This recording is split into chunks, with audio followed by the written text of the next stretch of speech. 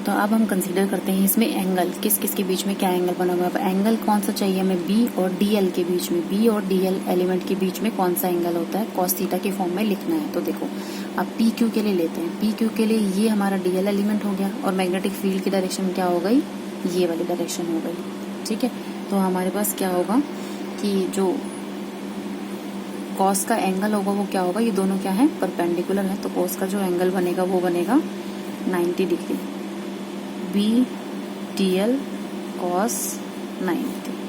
ठीक है, सेम इस वाली ब्रांच के लिए है, ये इस वाली ब्रांच के लिए भी क्या होगा हमारे पास, B D L cos of 90 degree which is equals to 0, क्योंकि इसमें जो लेंथ एलिमेंट है वो मैग्नेटिक फील्ड के परपेंडिकुलर है। ठीक है, तो ये 0 के इक्वल होगा। अब आ जाओ इस वाली लेंथ के ऊपर, ये तो इसके इनसाइड है, जैसा कि मैंने आपको बताया कि आउटसाइड द सोलेनॉइड कोई मैग्नेटिक फील्ड ही नहीं, आउटसाइड द सोलेनॉइड कोई मैग्नेटिक फील्ड ही नहीं है, तो ये वाली जो टर्म है मैग्नेटिक फील्ड ही नहीं होगा, मतलब पी एस वाली टर्म में, पी एस वाली टर्म में तो ये टोटल 0 हो जाएगा।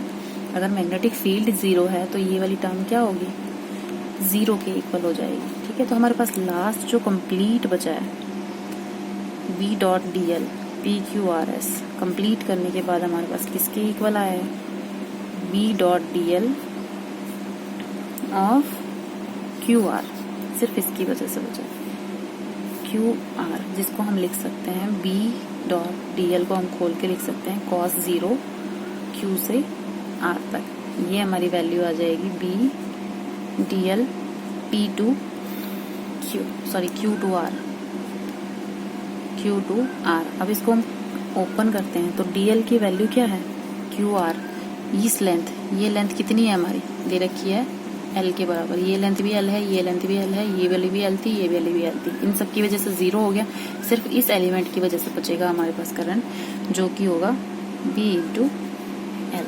ठीक है, अब हम एम्पियर सर्किटल लॉ यूज करते हैं, तो जो B dot P Q R S है ये किसके इक्वल होगा, टोटल करंट इसमें जो फ्लो कर रहा है उसके इक्वल। तो हम इससे क्या लिख सकते हैं, B L into mu naught I. ठीक है, म्यू नॉट आई, तो ये हमारी वैल्यू क्या आएगी, आई।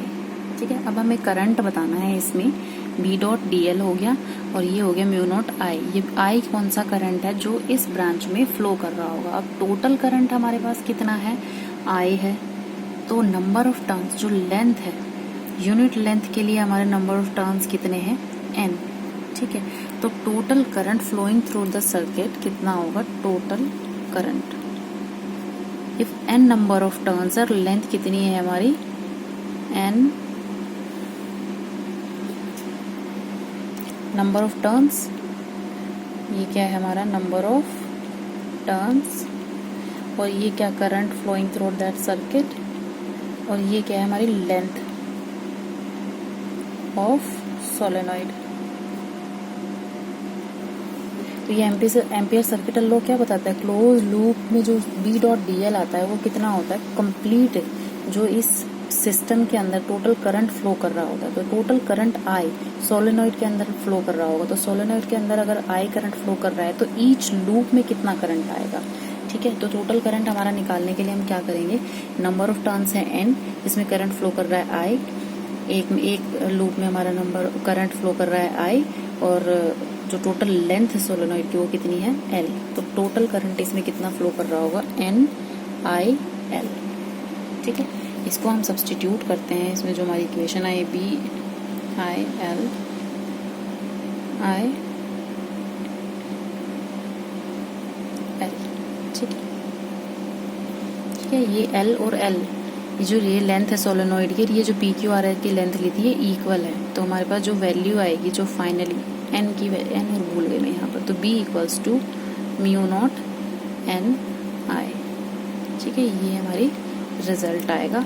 एल जो है वो कंप्लीट सोलेनॉइड की लेंथ के इक्वल है, कंप्लीट सोलेनॉइड की लेंथ के ऊपर है। फिर से आपको डिस्कस कर देती हूँ कि हमारा सोलेनॉइड है, इस सोलेनॉइड की वजह से हमें मैग्नेटिक फील्ड बताना है किसी लूप के ऊपर। एम्पियर लूप मान लिया हमने, कोई भी लूप ले लिया, एक रेक्टेंगुलर लूप PQRS, ठीक है। तो इस सोलेनॉइड की वजह से हमें बताना है इस PQRS पर कितना मैग्नेटिक फील्ड होगा।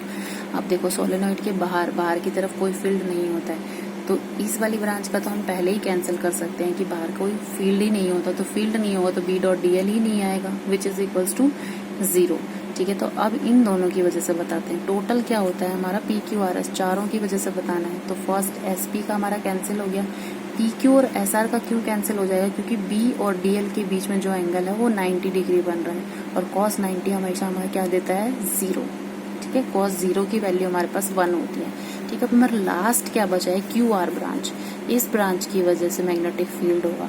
तो इस ब्रांच में मैग्नेटिक फील्ड में एंगल क्या है 0, तो हम इसको लेके चलते हैं B.dl equals to RS branch, QR branch.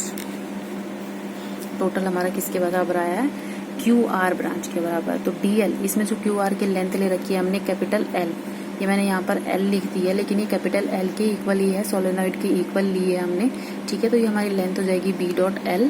तो हमें एम्पियर सर्किटल लॉ लगाना है, B.dl over the close integral equals to μ0I, total current flowing through the solenoid, ठीक है। इसको हम रिप्रेजेंट करेंगे, टोटल करंट निकालेंगे।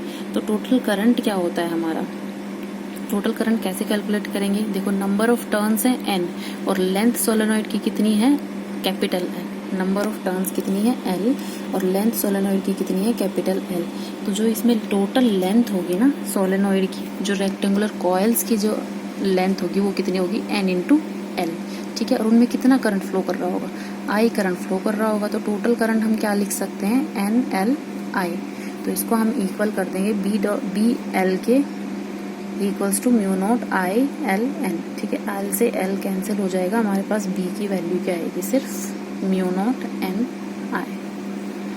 ये होता है हमारा सोलेनॉइड का रिजल्ट, सोलेनॉइड की वजह से कि टोटल मैग्नेटिक फील्ड कितना होता है। ओके स्टूडेंट्स, ये आपका टॉपिक खत्म हो गया है solenoid and the straight conductor की वजह से कितना मैग्नेटिक फील्ड होता है। नेक्स्ट हम पढ़ेंगे टोरॉइड। टोरॉइड क्या होता है, एक सोलेनॉइड की ही फॉर्म होता है, वो एक सर्कुलर रिंग के ऊपर लिपटा होता है। जैसे मैंने ये स्ट्रेट कंडक्टर में ले लिया ना, ऐसे ही ये हमारा टोरॉइड होता है। ये जो मैंने तो स्पेस बहुत ज़्यादा बना दिया है, लेकिन इनके बीच में स्पेस नहीं होता है, ठीक है। ये सर्कुलर रिंग की फॉर्म होता है, इसकी वजह से हम मैग्नेटिक फील्ड नेक्स्ट क्लास में पढ़ेंगे। Thank you.